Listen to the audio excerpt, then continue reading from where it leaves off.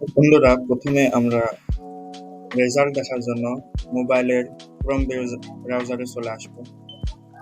এই জায়গায় লিখে সার্চ করব এডুকেশনাল বোর্ড রেজাল্ট। সার্চ করার পর প্রথমে যে ওয়েবসাইটটি আসবে এটাতে আমরা প্রবেশ করব। তারপরে এরকম একটা ইন্টারফেস আসবে আমাদের সামনে। তো প্রথমে আমরা এইচএসসি পরীক্ষার রেজাল্ট দেখার জন্য এটা সিলেক্ট করতে হবে। তারপরে আমরা যেই সালের পরীক্ষার্থী সেটা, তারপরে আমাদের যেই বোর্ড সেই বোর্ডটা সিলেক্ট করতে হবে এবং আমাদের রোল নাম্বার বসায় দিতে হবে এখানে, এবং আমাদের রেজিস্ট্রেশন নাম্বারটা বসায় দিতে হবে।